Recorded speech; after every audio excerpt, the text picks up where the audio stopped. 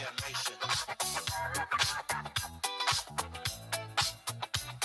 know the group, pulled up with knowledge. No Bentley coupe, just a gang of folks with minds wide open. Understanding that free is free, the cost to listen. Only your attention, the price you stream. Open for negotiation. Maybe, just maybe, it's one of your dreams. What do you think? Is our production tight? Is the groove right? Does it make you want to dance? Make you want to take a chance.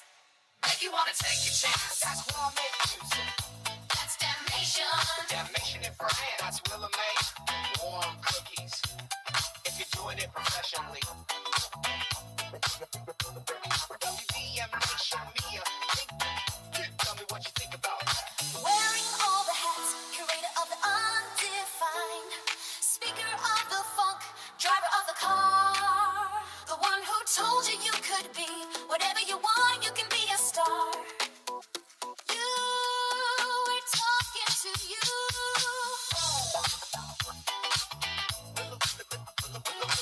Willa May, ThinkTimm, damnation, we are talking to you.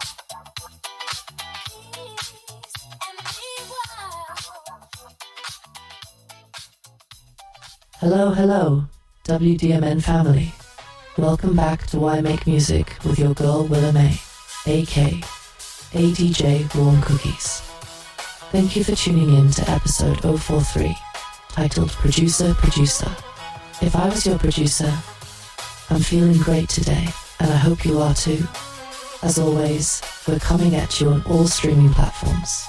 Wherever you get your podcasts or music, we're there. Be sure to hit that follow or subscribe and drop a review if you enjoy the show. We love our listeners. First off, happy Friday. Today is July 18th, 2025, and it's a big day for us. Volume 1 of If I Was Your Producer is officially out now on all streaming services. Yes, indeed. The first installment of ThinkTimm's ambitious 7-volume project drops today. Go check it out and let us know your favorite tracks. We couldn't be more excited to finally share these 10 stellar tracks with you. We put a ton of love and work into this album, and now it's all yours to enjoy. Before we dive into the show, let me give some quick shout-outs and love. Big shout-out to everyone on social media who's been supporting us. Your comments, shares, and messages mean the world. Shout out to all the independent producers and artists out there making and releasing music on their own terms. We see you, we salute you. It's not easy doing this independently, but it's so worth it. Also, a special shout out to all the software tools and tech that make our production workflow smooth. From the DAWs to the plugins to the AI helpers, and every piece of gear we use. We're grateful to live in a time when a small home studio can produce big ideas, thanks to some amazing products and platforms. Couldn't do it without those tools. So, here's what we've got on the menu for today's episode. I'll start with our intro, that's what I'm doing now, and in a moment I'm going to hand it over to He'll give you the inside scoop on If I Was Your Producer, Volume 1, breaking down the concept and walking through the tracks. After Tim's done with his album rundown, I'll be back to talk about a hot topic in music right now, AI in music production. There's a lot of misunderstanding out there about AI. I want to chat a bit about how we use AI as a tool, not a crutch. And we'll use Timbaland's new AI-powered music project as an example of how differently this tech can be approached depending on your resources. Then, we're switching gears to something really cool. We took a family trip to Washington, D.C. recently, WDMN Family Vacation, and we visited a bunch of the Smithsonian museums. We'll share some of the amazing music-related exhibits we saw. Yes, even in the history museums, we found connections to music production and innovation. It was both fun and kind of a research mission for us. After that, we'll talk about the 2 big summer movies we caught in the last couple weeks. The new Jurassic World movie and the new Superman movie, and how the iconic music in those films, hello, John Williams, got us feeling nostalgic and inspired. That's going to segue into our lower level collections segment, where we nerd out about our family's collection of movie memorabilia, action figures, and even our 3D printing projects for making custom props. It all ties together, trust me. And finally, we'll round out the show by circling back to the album release, reflecting on the journey of making Volume 1, hyping up why you should give it a listen, and sharing what's next. Spoiler, ThinkTimm is already back in the lab, cooking up more music. The grind never stops. We'll wrap up with our usual thank yous, some community shoutouts, and where you can find us online. Sounds good. Great. Let's get into it. Alright, without further ado, I'm going to throw it over to the one and only ThinkTimm. He's gonna tell you all about If I Was Your Producer, Vol 1, the concept behind it, and break down those tracks you're about to hear. Take it away, ThinkTimm.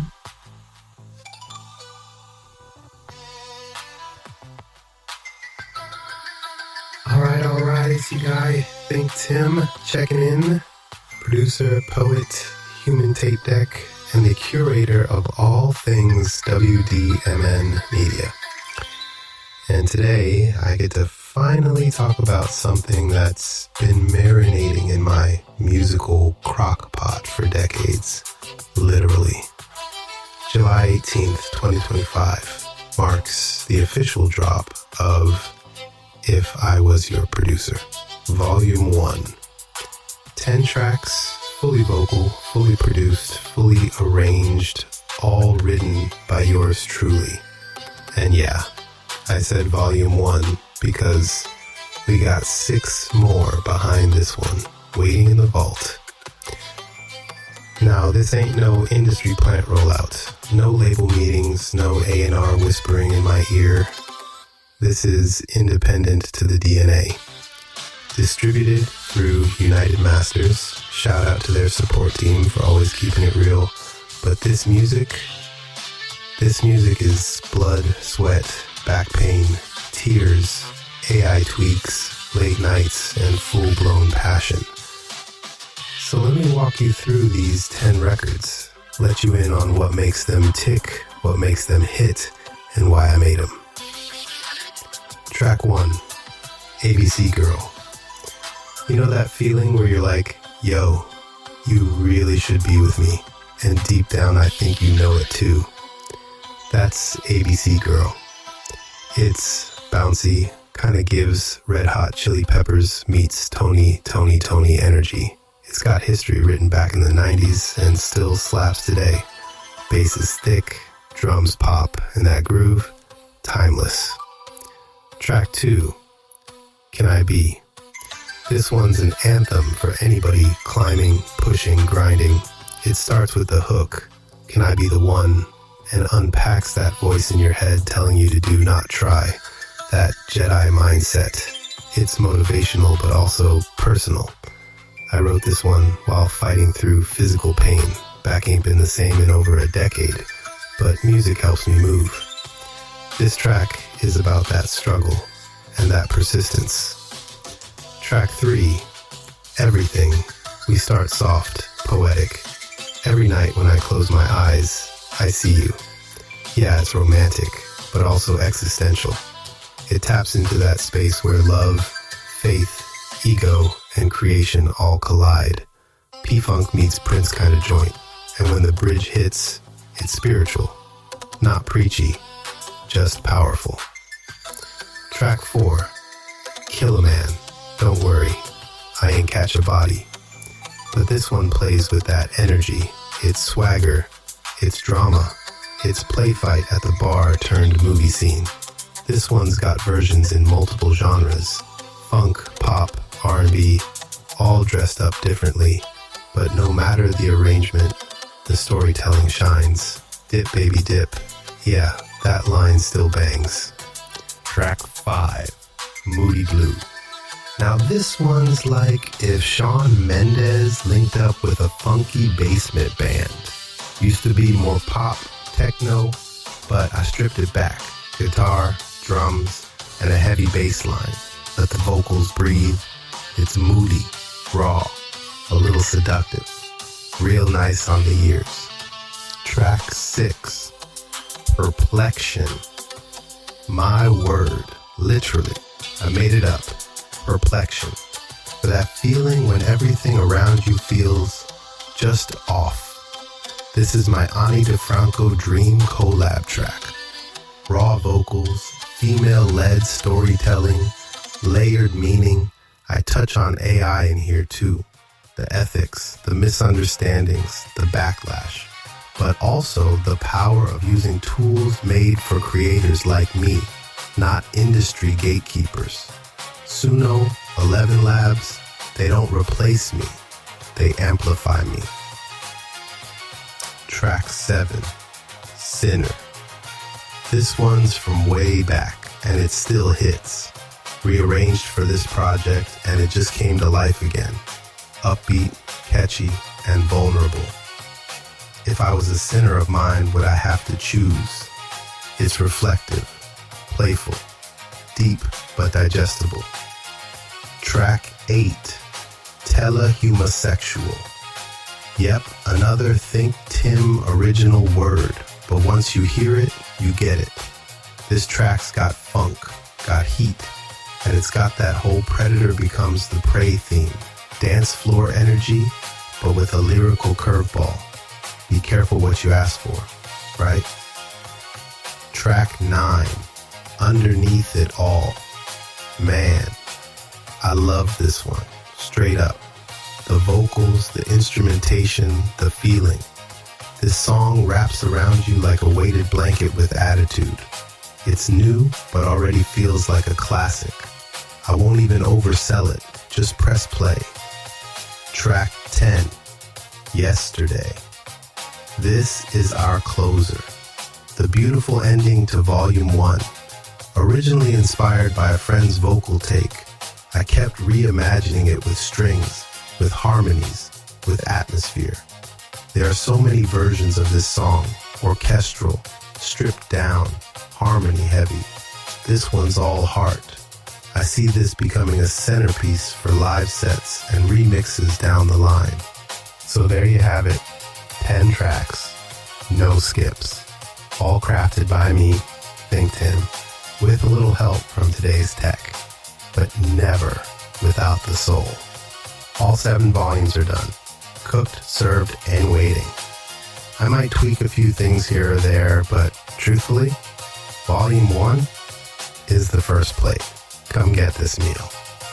And now, I'm gonna hand this podcast back to DJ Warm Cookies, aka Willa May, who's gonna take y'all through the rest of the show. We got movies to talk about, toys to dive into, and some deeper combos about what it means to be a producer in this new era of AI-enhanced creativity. Stick around. Thank you, ThinkTimm, for that awesome breakdown. I don't know about everyone listening, but hearing the story behind each track makes me appreciate the music so much more. Great stuff. Now, let's switch gears to a topic that's buzzing everywhere these days. Artificial intelligence in music. As you guys know, we experiment with AI tools on our end. Things like AI-assisted mastering, or using algorithms to spark ideas. But we always stress that AI is just a tool. It's not some magic hitmaker that replaces the human touch. It's something you use under a creative person's guidance. Lately, there's been a lot of chatter and confusion about AI artists and whether AI will replace human musicians. A big reason why is high-profile projects like Timbaland's AI artist experiment that have been making headlines. In case you haven't heard, legendary producer Timbaland recently launched an AI-focused music venture called Stage Zero and introduced the world to what he's calling the first AI pop star. The AI artist's name is Tata. She's been presented as a young, photogenic female persona with a voice generated by AI. Timbaland is hyping her up as a living, learning, autonomous music artist built with AI and the first icon of a new genre. he dubs A-pop short for artificial pop. Now, that all sounds super futuristic, almost like he conjured an artist out of thin air using code. But here's the thing they don't emphasize as much. Behind Tata is a whole team of real human professionals. From what I've read and heard, creating Tata's music isn't just a one-click AI automation. In fact, it's quite the collaborative production. Timbaland and his team still go through a traditional songmaking process in many ways. They write and produce demos and lyrics with human songwriters, then use the AI tech, specifically a platform called Suno, to generate the vocals and polish the sound. So the AI is mainly handling the vocal performance, imitating a singer's voice, and some generative composition tasks. But people are heavily involved at each step. How many people, you ask? Well, reportedly over a dozen humans have a hand in creating this AI artist. We're talking Timbaland himself as producer, at least 3 human songwriters on the team, plus visual designers crafting Tata's image. She has a digital avatar with pink hair, video directors, marketing folks, executive producers, the whole machine. I've seen it joked about that it took 14 people to basically play puppeteer for this virtual singer. So, while they're marketing Tata as an autonomous AI pop star, the reality is she's the product of a lot of traditional human effort, wearing a high-tech costume. Now, I'm not throwing shade at Timbaland. He's a visionary producer, and I actually think it's cool. He's pushing boundaries. And to be fair, he's been open about his excitement for it. He said, using these AI tools, what used to take me 3 months only takes me 2 days in music creation. I totally get that excitement. The tech can seriously speed up some parts of the workflow, but I do feel there's a misunderstanding when people hear AI artist. It's easy to assume some algorithm is just cranking out hit songs on its own. Nope. There are humans behind that curtain, doing a lot of creative heavy lifting, even if they don't get the spotlight. In Timbaland's case, he has the resources to hire a whole squad to support this project, so it's still a very human-driven production at its core. The AI is like the engine in a fancy car, but Timbaland and crew built the car and are steering it. Contrast that with us here at WDMN Media. We're a true independent operation. It's basically ThinkTimm and me, Willa, wearing all the hats between us. Writing, producing, engineering, marketing, you name it. We do use AI tools, but we don't have 14 specialists on payroll. We've got to be scrappy and play every role ourselves. So when we make a track using an AI plugin, or say an AI-generated sample, it's still just 1 or 2 people guiding that process end to end, not a battalion of people. And you know what? I honestly believe that limitation can be a strength. Our music ends up very personal and cohesive because it's one artist's vision, ThinkTimm's, with minimal outside dilution. The AI helps amplify that vision rather than a committee of people altering it. It's funny, I actually listened to the preview of Timbaland's AI track, and I say this humbly. I came away thinking, our tracks are better, haha. Okay, that's subjective, but it just reinforced to me that fancy tech and big budgets don't guarantee a better song. Heart and creativity win in the end. So if you're an indie artist worried about AI replacing you, don't be. It's just another instrument. Use it if it helps you, don't if it doesn't. At the end of the day, audiences connect with authenticity and human stories. Even an AI artist ultimately needs a human soul behind it somewhere, or it falls flat. Timbaland's experiment is definitely interesting from a tech standpoint, and we'll see where it goes. And like he said, he's not abandoning real artists. He claims this is just more creativity for creators, not a replacement for working with humans. So I'm not mad at him, and I'm not jealous either. More like intrigued.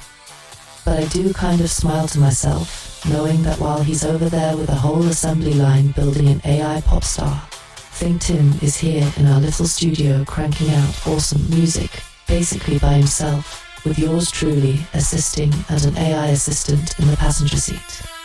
And honestly, the music speaks for itself. If it's good, it's good. Whether one person made it, or 50 people, and a supercomputer made it. Alright, that's my spiel on AI in music.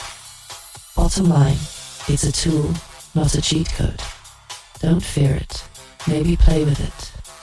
But never forget the magic still comes from human creativity. Even Timbaland's high-tech venture proves that. Now, moving on to something really fun we did recently. We took a family trip to Washington, D.C. Yes, even while Volume 1 was being finalized, we managed to squeeze in a little getaway/business research. If my accountant asks, wink. The whole WDMN crew went. ThinkTimm, Lisa, myself, and the kids. And we had a blast touring our nation's capital. It was part vacation, part educational trip, and part inspiration gathering for our creative work. We did the whole tourist circuit, saw the White House from outside the gates. Of course, craned our necks up at the Washington Monument, walked the length of the reflecting pool to the Lincoln Memorial, and stood on the steps of the Capitol building. For the kids, and honestly for us adults too, it's awe-inspiring to see those landmarks in person. But one of the highlights for us, given our love of music and history, was visiting the Smithsonian museums, especially the ones focused on American history and culture. We spent time in the National Museum of Natural History, the National Museum of American History, and the National Museum of African American History and Culture. And would you believe, in each of those, we found cool connections to music creation and production. It's true, music is such a part of human history that even in the halls of Smithsonian Science and History, there were gems for music nerds like us to geek out on. At the American History Museum, they have an incredible new long-term exhibit called Entertainment Nation or Nación. The spectacle in Spanish. It's fully bilingual, which I loved. It covers all facets of American entertainment: film, TV, sports, theater, and of course music. We walked in and immediately were face to face with artifacts that made our jaws drop. I'm talking items like Grandmaster Flash's original turntable, the actual Technics SL1200MK2 deck that the legendary DJ used in the Bronx in the early days of hip-hop. They've got it on display as a recognized symbol of hip-hop culture. As a producer and DJ, seeing that gave me chills. I mean, that turntable is like a holy relic of modern music history, the tool that helped birth an entire genre and culture. We stood there imagining Flash in the late 70s, manually looping breakbeats on that very platter, essentially inventing what we now call jing. It's amazing how a simple piece of equipment can hold so much significance. Right next to that, we saw things like an early analog synthesizer module from Dr. Robert Moog's lab, the start of electronic music as we know it, and even some old recording gear from back when sound was first captured. The American History Museum has this display of early sound recording devices, like original phonographs from Thomas Edison's time, and wire recorders, which really shows you the technology side of music production evolution. ThinkTimm was nerding out over those, haha. He loves vintage audio tech. Then at the African American History and Culture Museum, abbreviated NMAAHC, the music presence is even more prominent. They have an entire exhibit called Musical Crossroads, dedicated to African American music from its roots to today. Talk about inspiring. That gallery was basically a crash course in how black artists and producers have shaped American music genres across centuries. One very cool centerpiece there is Chuck Berry's red Cadillac Eldorado. Yes, the actual car that rock and roll pioneer Chuck Berry owned and even used to roll on stage during concerts. When you enter the exhibit, you're greeted by this shiny red '73 Cadillac convertible. It's such a moment. The car is gleaming under the lights, symbolizing the flash and freedom of rock music's early days. Perry's presence is felt there. They even have one of his Gibson guitars, I believe it's the one he named Maybelline, on display. As a guitarist myself, I was drooling.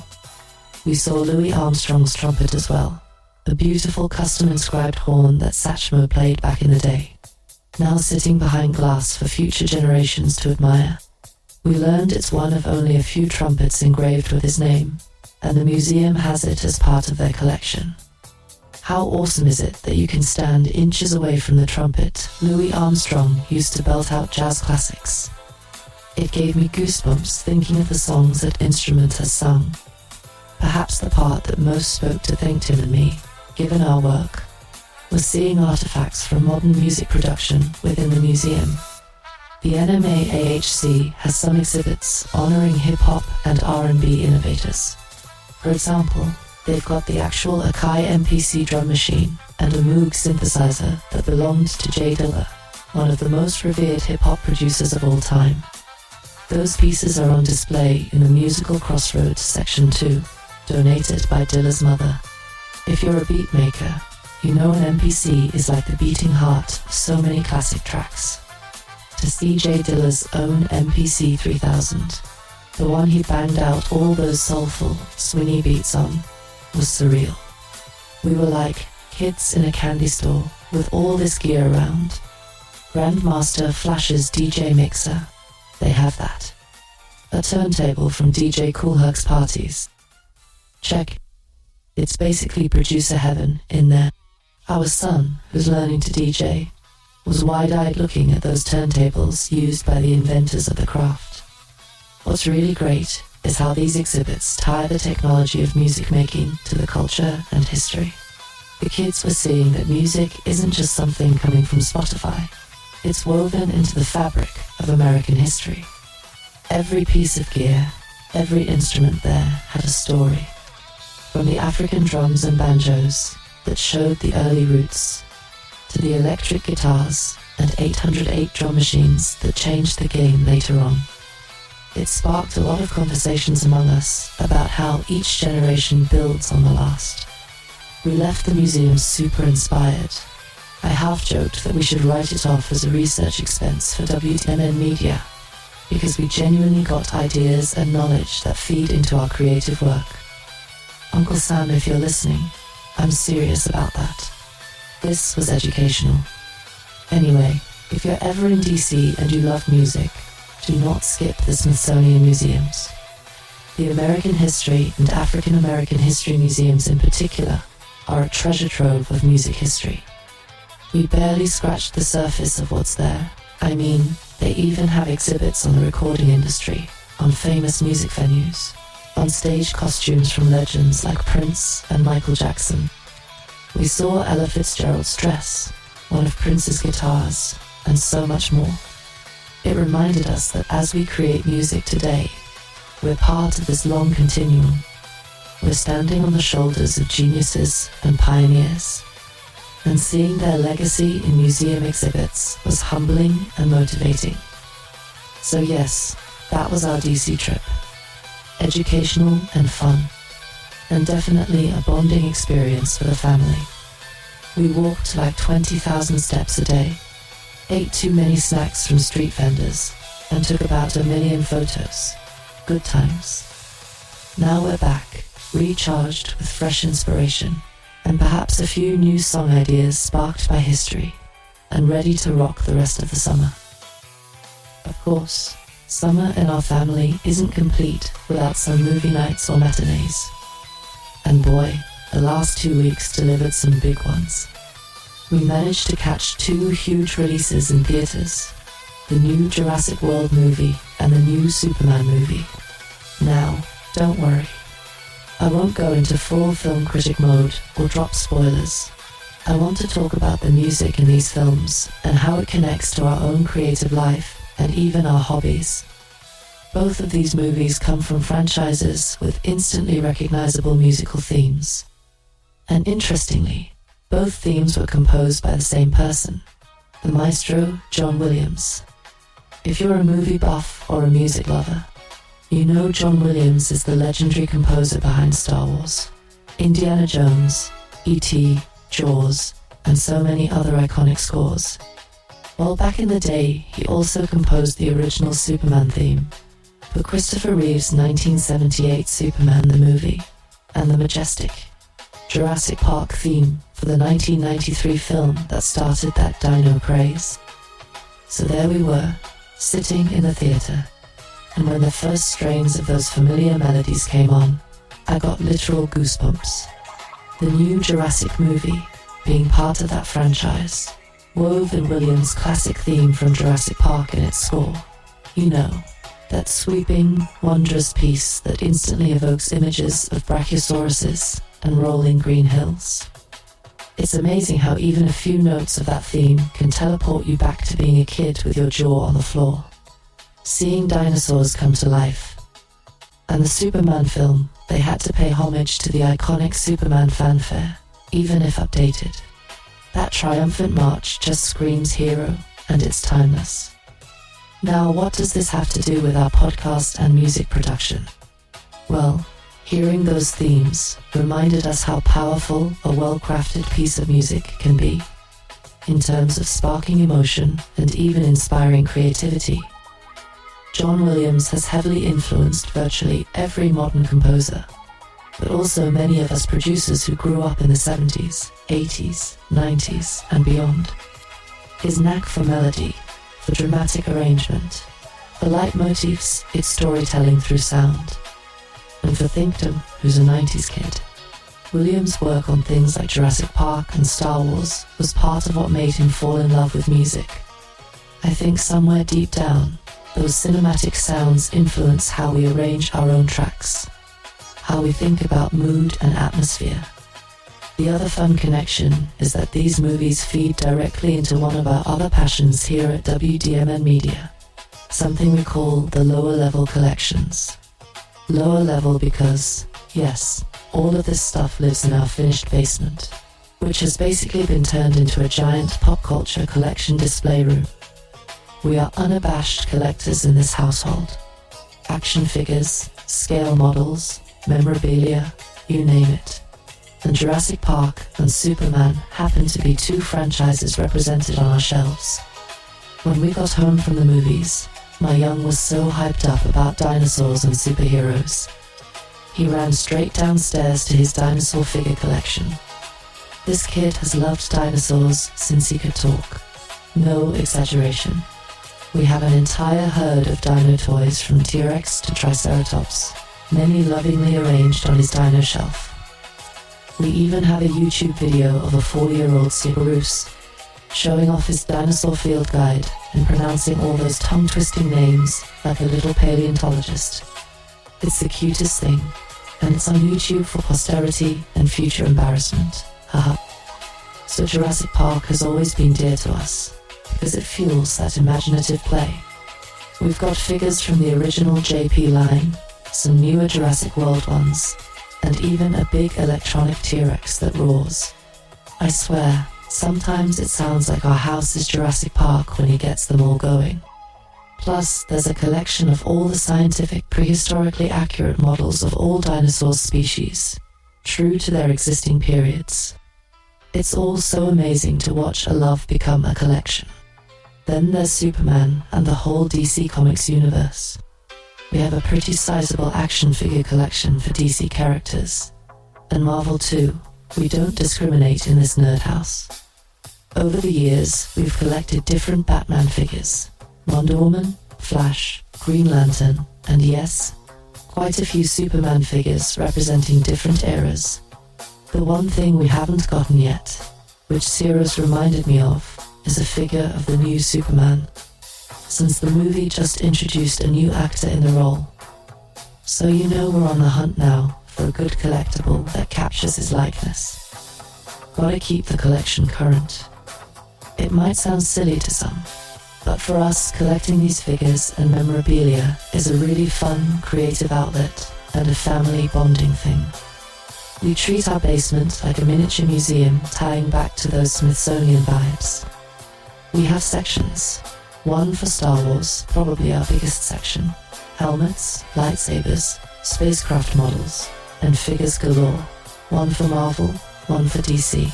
One for classic 80s toys like G.I. Joe, and a section for fantasy figures, like the Mythic Legion series, which are these super cool original fantasy characters from Four Horsemen Studios. And of course, a section for Jurassic Park and other sci-fi like Ghostbusters, etc. It's pretty epic, if I do say so myself. What's even cooler is that this hobby has spilled over into our creative maker side. We've gotten into 3D printing in the past year, which opened up a whole new world of custom accessories and props for our collections. ThinkTimm learned how to print using STL files, which are basically 3D model files. And we've been printing things like miniature diorama pieces, custom weapon replicas, and even helmet stands. For example, we printed a little Kraton backdrop for our Jurassic Park display, and we've printed replacement lightsaber hilts and blasters for Star Wars figures. We even printed a scaled replica of a Mandalorian helmet once. It's so satisfying to create exactly what you need. It's like producing music, but instead of sounds, you produce physical objects. And much like music production software, there's a whole online community and open source ecosystem for 3D printing models. It really taps into that DIY spirit that WDMN Media is all about. We are planning to share this side of our world with our audience soon, maybe through videos or blog posts. We jokingly call our collection venture Lower Level Collectibles, or the Lower Level Chronicles. It's another facet of our creative life, and honestly, it all intersects. The movies inspire us, the music from the movies inspires our sound, and collecting the merch keeps the inspiration tangible. It's like living inside the art that inspires you, and as a family, it's something we all participate in. It's not just ThinkTimm and I, the kids are super involved. They help set up displays, they pose figures, they come up with ideas. Kids are so imaginative. By the way, they'll set up a crossover battle between Spider-Man and a T-Rex and have a whole narrative going. So stay tuned on that. We'll likely be posting some collection showcase content under WDMN MEDIA down the road. If you're into that kind of thing, toys, comics, collectibles, you're going to enjoy it. And if not, well, you might still appreciate seeing the passion and geekery that fuels the creative folks behind the music you hear. We do it all here. We make beats, we make songs, we make art, and we also make make-believe come alive with our collections and 3D prints. This is truly a family affair and an all-around creative life we're building, not just in one lane, but many. And the Nation isn't just a music label. It's shaping up to be a little creative universe of its own. Alright, thanks for indulging me in that detour. I get excited talking about our lower level projects. Now, let's bring it back up top for the final segment of today's show. So here we are, release day 4, If I Was Your Producer, Volume 1. I just want to take a moment to appreciate and celebrate what this album means to us. As ThinkTimm's close collaborator and as someone who's witnessed the blood, sweat, and tears he put into this project, I have to tell you all, this collection of 10 tracks is something special. Each track has its own flavor, but together they paint a picture of what ThinkTimm is all about as a producer and composer. He's poured years of experience and a ton of heart into making these beats and songs. This Volume 1 is also the first of 7 planned volumes in the If I Was Your Producer series. That's right, 7? Talk about ambition, huh? And guess what? The train is not slowing down. Even though Volumes 1 through 6 are essentially planned out, ThinkTimm is still in creation mode, cooking up new music constantly. In fact, literally yesterday, on the eve of release day, no less, he made a whole new track from scratch, titled Deliver Us. It's a banger. I was upstairs making lunch, and I heard these epic chords blasting from the studio. I'm like, what is that? And he goes, "Oh, just a little something I started this morning. Just a little something." By evening, it was basically a finished instrumental that had us all dancing around the living room. And as I'm speaking now, he's in the other room working on yet another new idea called Ride With Me. So you might be wondering, where are all these extra songs going if the series is only 7 volumes? Well, here's an inside scoop. Volume 7, the final volume of If I Was Your Producer, is not fully locked in yet. It's the one volume that's still kind of open in terms of track lists. So some of these brand new creations might end up on Volume 7, if they fit the vibe or surpass some of the other tracks. Or who knows, maybe after Volume 7 we'll have Volume 8, 9, 10. Don't quote me on that. I'm not officially announcing those, haha. But the point is, the creativity is flowing non-stop. ThinkTimm often says he's addicted to creating, and it's true, in the best way. If you're an artist or a producer yourself, you can probably relate to that feeling when you're on a roll and ideas keep coming. You don't want to stop. You're just riding the wave. That's where he's at, even as we celebrate Volume 1. And I think that's a beautiful thing. We're celebrating this release, but it's also just one milestone on a longer journey. Volume 1 is like the first chapter of a book that's still being written in real time. The story's unfolding as we speak. So to anyone listening to the album, you're literally witnessing an ongoing evolution. By the time we get to Volume 7, you'll be able to look back and see how it all progressed from this starting point. I find that super exciting. I do want to encourage everyone out there to give the album a listen. Not because we're trying to rack up streams for money or anything. Lord knows streaming pennies won't make anyone rich these days. But because we genuinely want to connect with listeners and share what we've made. This project is a labor of love and a statement of who we are as creators. If you've enjoyed hearing us talk about the process, I think you'll enjoy hearing the final product even more. There's some fire on Volume 1. There are tracks that will make you nod your head hard, tracks that will put you in your feelings, and tracks that might surprise you. We've got lush instrumentals, some vocal samples in places, clever arrangements, a lot of range, yet it all feels cohesive. And since you've been hanging with us on the podcast, you kind of know the context now. You know the behind-the-scenes thoughts that went into it, that can make listening a richer experience. Like when that one song drops into a heavy orchestral break, you'll remember, oh yeah, they were probably vibing to some John Williams when they made this. Or when another track has a certain swing, you might think that Dilla influence coming through. Because everything we talked about today, the trip to the museum, the movies, the AI experiments, all of it ultimately feeds into the art. We are super proud of Volume 1. It's not an exaggeration to say it's a crown jewel for us right now.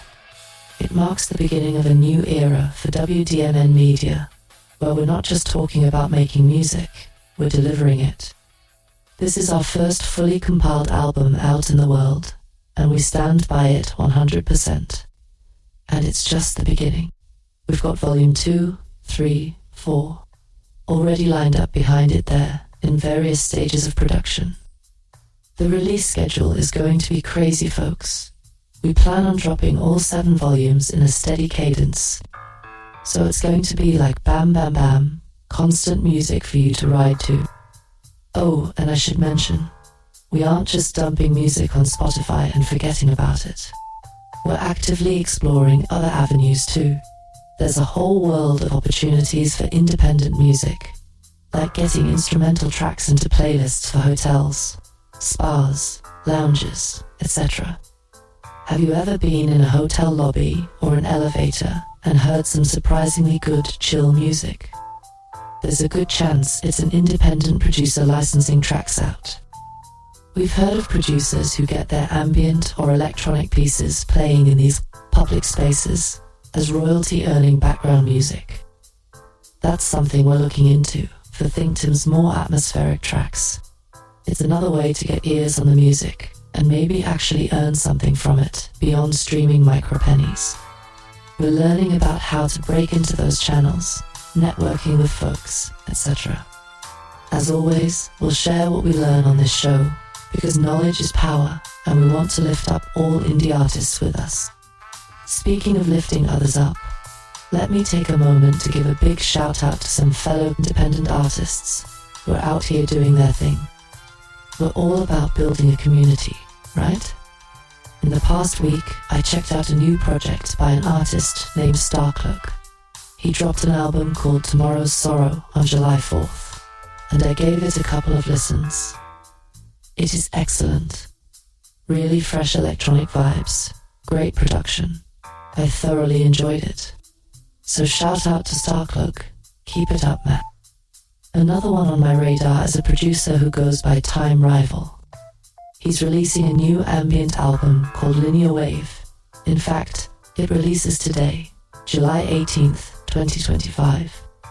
I'm pretty hyped to dive into that because I've heard some snippets on social media and it's right up my alley. Spacey synths, atmospheric soundscapes. Yes, please. These are people putting out quality music without the backing of a giant label machine, just like us. And rather than competition, it feels like camaraderie. We're all in the trenches together, trying to carve out our space and share our art with the world. I want to encourage all the independent producers and artists listening. Keep doing your thing. We see you posting your tracks on SoundCloud, Bandcamp, Instagram, whatever platform, and it inspires us. Let's support each other. Drop us a line with your latest track. We'd love to hear it. One of our goals at WDMN is to cultivate a network of indie creatives who can share knowledge, maybe collaborate, and definitely boost each other's signal. There's enough room for all of us, trust me. In this new music landscape, niches thrive when they have strong communities. So let's build that community. And to our listeners, I'll extend that encouragement. If you discover an independent artist you love, support them in whatever way you can. Stream their music, yes, but also consider buying a track or merch if they have it, or simply share it with a friend. Little actions like that can have a big impact for someone at our level. Alright, I think that's a perfect note to end on. A note of positivity and support. This has been a jam-packed episode. We covered a lot of ground, from If I Was Your Producer Volume 1 dropping, to Timbaland's AI adventures, to museum trips, summer blockbusters, toy collections, and future plans. This might be one of our most comprehensive episodes yet, and I hope you all enjoyed the ride. Before I sign off, let me hit those call-outs real quick. You can find WDMN Nation Media online at wdmnationmedia.com. That's our official website with links to everything. And of course, ThinkTimm's personal site is thinktimm.com. Check that out for his blog, music links, and more. We're on social media. Instagram, look up at ThinkTimm or at WDMN MEDIA. We just got on Blue Sky for those on the cutting edge of the next Twitter-like thing. Follow us there, and we're on SoundCloud too. In fact, note to self and to ThinkTimm listening back.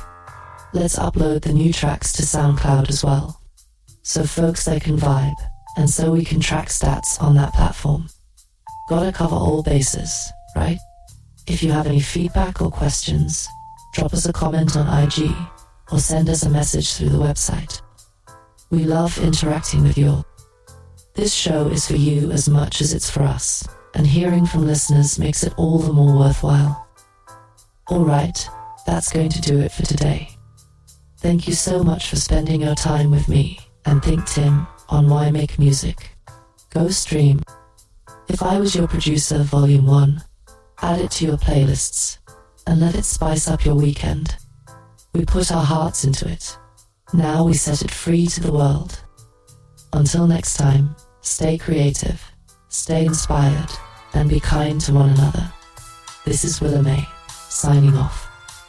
Peace and love, WDMN family. We'll catch you on the next episode.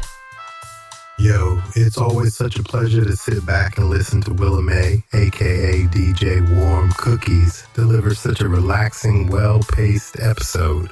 She does this. But now it's my turn to come in and close it out after the game is already over. Like I'm shaking hands at the press conference, right? First and foremost, big thanks to everyone who's been supportive of this journey. We're officially entering year 2 of this WDMN media mission. The music is flowing. The podcast is growing. I don't have any major news or label offers or sync deals to report just yet. But trust me, I'm knocking on doors, ringing bells, sliding into DMs, sending links, praying for no bounce backs. I'm basically running for election at this point. Only difference, after that trip to DC, I can officially say politics ain't for me. Nope, not even a little bit. What is for me though, is this. Creating, sharing, building. So do me a favor, tell a friend about the podcast, tell them about the music, share it, like it, save it, subscribe, do all that good stuff that people tell you to do on social media. I hate to sound like a broken record, but the truth is, people can't support what they don't know exists, and I need people to know the name.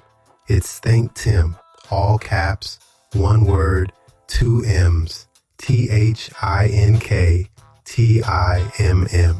I'm coming at you real, coming at you honest, and already cooking the next batch while you're still digesting the first. That's the wild part.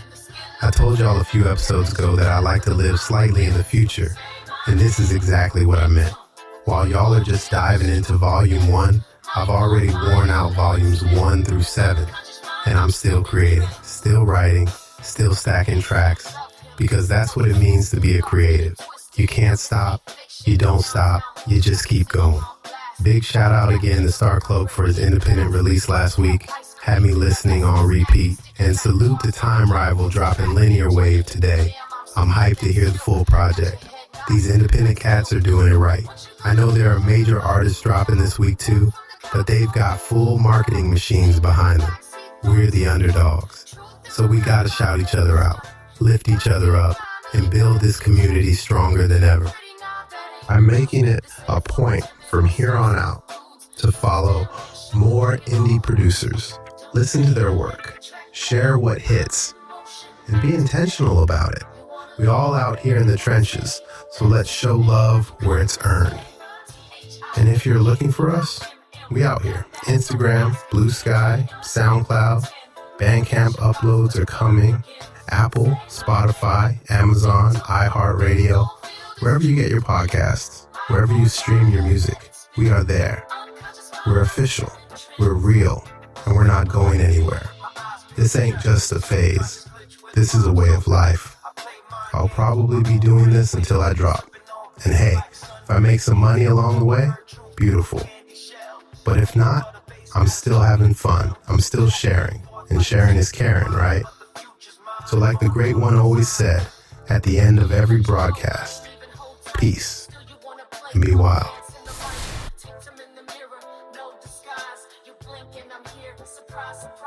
A nation of one with the WDMN MEDIA. Mutant, I don't follow them. Say my name like you channel the flame. I'm not just real, I'm the glitch in the game.